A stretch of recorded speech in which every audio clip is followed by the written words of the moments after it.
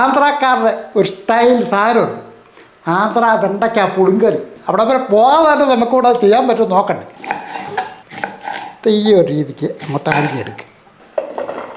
അപ്പോൾ അരക്കിലോ വെണ്ടയ്ക്ക നമ്മൾ ഇതേപോലെ ചെറുതായിട്ട് അരിഞ്ഞ് വെച്ചിട്ടുണ്ട്. കുറച്ച് വാളംപുളി അങ്ങോട്ട് എടുക്കും, കുറച്ച് വെള്ളം കൂടെ ഒഴിച്ചങ്ങോട്ട് വെക്കാം. നല്ലപോലെ ഞെരടി ഒന്ന് പിഴിഞ്ഞെടുക്കണം. അടുപ്പൊന്ന് കത്തിയതിന് ശേഷം ഇതേപോലെ ഒരു കടായി അങ്ങോട്ട് വെക്കും. വെളിച്ചെണ്ണ അങ്ങോട്ട് ഒഴിച്ച് കൊടുക്കുക. നമുക്ക് കുറച്ച് കടുക് ഒന്നിട്ട് കൊടുക്കും. ഒരു നുള്ളു ഉലുവ, 3-4 വറ്റൽമുളക്, 1-2 തണ്ട് കറിവേപ്പില, ഒരു 3-4 വെളുത്തുള്ളി ഒന്ന് ചതച്ചെടുത്താണ് നേരത്തെ അരിഞ്ഞ് വെച്ചിരിക്കുന്ന ആ സവോള. ഇതൊന്ന് വഴറ്റിയെടുക്കണം. ഈ അരിഞ്ഞ് വെച്ചിരിക്കുന്ന വെണ്ടയ്ക്ക ഇതങ്ങോട്ട് ഇട്ട് കൊടുക്കും. ഇതിനാവശ്യത്തിനുള്ള ഉപ്പ് കൂടി ഇട്ട് കൊടുക്കും. ഇപ്പോൾ ഏകദേശം ഒരു 3-4 മിനിറ്റ് ആയിട്ടുണ്ട്.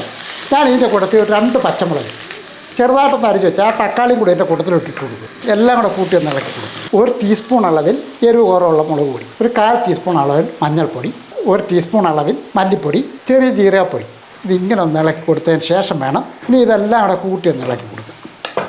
നമുക്ക് നേരത്തെ ആ വാളംപുളി എടുത്തില്ലേ, ആ പുളിവെള്ളമാണ് ഇങ്ങോട്ട് ഒഴിച്ചു കൊടുക്കുന്നത്.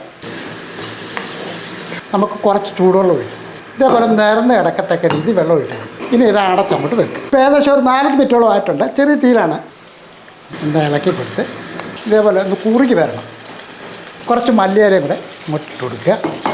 ഒന്ന് ഇളക്കിയിട്ട് ഇവിടെ അതിന് ശേഷം ഞാനിതങ്ങ് നിർത്തുകയാണ്.